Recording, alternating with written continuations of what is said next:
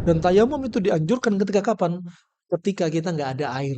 Dua, ketika darurat dan kita nggak mampu kena air. Contoh, air ada, water heater ada, kompor listrik ada, pemanas pakai gas juga ada. Terus ada kaum wanita ya dalam kondisi dia sakit, kadang biasanya kalau orang kena GERD sakit mah, biasanya nggak mampu mandi di pagi hari. Dia ikut lemah badannya. Air hangat pun dia nggak berani. Karena selepas air hangat dia langsung dingin lagi. Biasanya jatuh sakit. Dengan kondisi ini ketika Anda, misalkan permisi akramakumullah, akramakumullah, suami mengajak Anda untuk hubungan suami istri, dan Anda mengiyakan tidak menolaknya, padahal ada air, apakah Anda tetap wajib mandi janabah? Kalau Anda sakit, Anda ada udzur, Anda nggak usah mandi janabah, padahal ada air. Tapi Anda sakit, khawatir terjatuh pada penyakit, maka tidak dia mandi janabah dan mencukupkan diri dengan tayamum. Mengapa? Terus sholat subuh. Baru kalau dia sudah sehat, dia begitu pula ketika tayamum harus mandi janabah. Dia sedang sehat, nggak ada air dan dia tayamum. Kalau sudah datang air, ya selesai hukum tayamum. Maka dia harus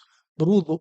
Idza ja'al ma batalat tayammum. Kalau air sudah datang, maka hukumnya tayamum sudah selesai. Kemudian ada kasus, contoh kasus, misalkan katakan satu daerah ini sedang mengalami krisis air, yang ada sisa air minum di dalam rumah tangga itu dan klaster misalnya sudah kehabisan air. Semua beberapa daerah kehabisan air bersih, air minum. Juga air sumur pun habis.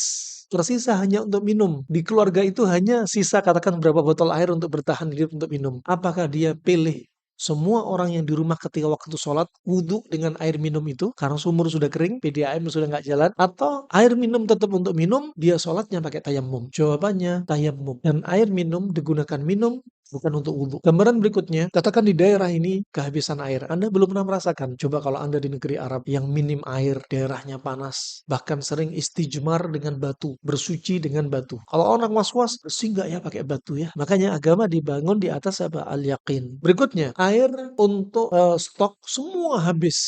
Hanya ada air yang dijual di pasaran air untuk minum. Tapi banyak air untuk minum. Ada tapinya lagi. Tapinya Anda tentunya harus beli. Ketika Anda mendapati waktu sholat nggak ada air. Tapi air untuk wudhu ada. Tapi dengan syarat beli air. Maka hukumnya beli air wajib atau tayamum saja. Wajib bagi yang mampu untuk beli air untuk dia berwudhu. Itu gambarannya hikmah dari ayat ini.